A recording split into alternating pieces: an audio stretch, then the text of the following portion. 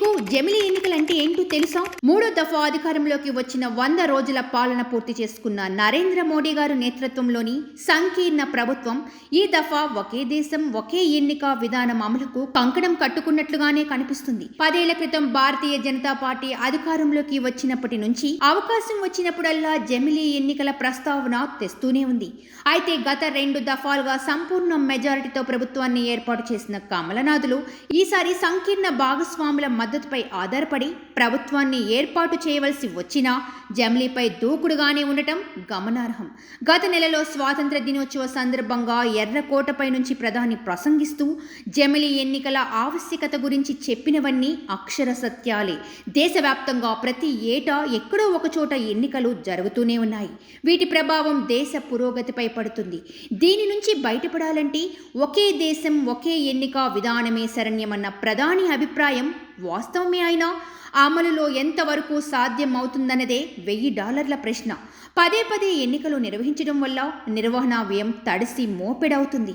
ఉదాహరణకు 2009 లోక్సభ ఎన్నికలకు 1115 కోట్లు ఖర్చయితే 2014లో 3870 కోట్లు ఖర్చయింది. 2019లో ఈ ఖర్చు 10,000 కోట్ల రూపాయలకు పెరిగినట్లు అంచనా. ఇక శాసనసభ ఎన్నికల నిర్వహణను కూడా పరిగణలోకి తీసుకుంటే ఒక్కొక్క రాష్ట్రానికి 250 కోట్లు ఖర్చవుతుందనుకుంటే మొత్తం 28 రాష్ట్రాలకు ఎంత ఖర్చవుతుందో లెక్కగడితే గుండెలు బేజారవక మానదు. కేవలం ఖర్చు మాత్రమే కాదు, దేశవ్యాప్తంగా ఏడాది పొడవునా ఎక్కడో ఒకచోట ఎన్నికలు జరుగుతూనే ఉండటం వల్ల ఎన్నికల కోడ్ కారణంగా అభివృద్ధి సంక్షేమ కార్యక్రమాల అమలుకు విఘాతం కలుగుతుందన్న వాదనను కూడా తోసిపుచ్చలేం. జమిలీ ఎన్నికల వల్ల ఓటర్లకు కూడా సౌకర్యవంతంగా ఉంటుంది. దీనివల్ల పోలింగ్ శాతం పెరిగే అవకాశం ఉంటుంది. ఒకప్పుడు మన దేశంలో జమిలీ ఎన్నికలు జరిగిన మాట వాస్తవం. 1951లో తొలిసారి సాధారణ ఎన్నికలు ఈ తరహాలోనే జరిగాయి. ఆ తర్వాత 1967 వరకు 3 దఫాలు ఇదే తరహాలో ఎన్నికలు జరిగినా 1970లో కాల పరిమితి ముగియకుండానే లోక్సభ రద్దు కావడంతో జమిలీ ఎన్నికలకు బ్రేక్ పడింది. అప్పటి నుంచి అడపాదడపా ఒకేసారి ఎన్నికల నిర్వహణ అంశం తెరపైకి వస్తున్నా మోడీ నేతృత్వంలో ఎన్డీఏ కూటమి కేంద్రంలో అధికారంలోకి వచ్చాక దీనిపై కసరత్తు మొదలైంది.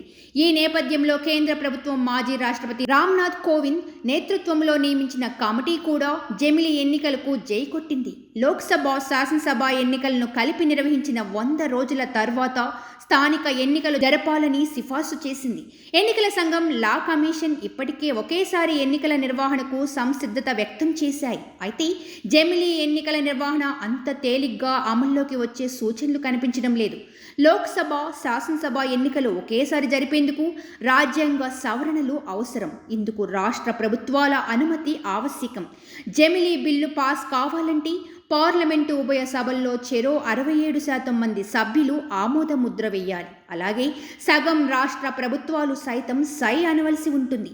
లోక్సభలో ఎన్డీఏకు ఉన్న బలం 61%, రాజ్యసభలో అయితే అది కేవలం 38%. అదలా ఉంచితే కాంగ్రెస్ సహా ఇతర విపక్ష పార్టీలు, ప్రాంతీయ పార్టీలు జమిలీ ఎన్నికలకు విముఖత చూపించే అవకాశం ఉంది. ఒకేసారి లోక్సభకు, శాసనసభకు ఎన్నిక జరిగితే ప్రజలు ఏదో ఒక పార్టీకి లేదా కూటమికే పట్టం గట్టే అవకాశాలుంటాయన్నది ప్రాంతీయ పార్టీల భయం. వేరువేరుగా జరిగితే ఒకే పార్టీని ఎన్నుకునే అవకాశం చాలా వరకు తగ్గిపోతుందన్నది గతంలో ఓ సర్వేలో తేలిన వాస్తవం.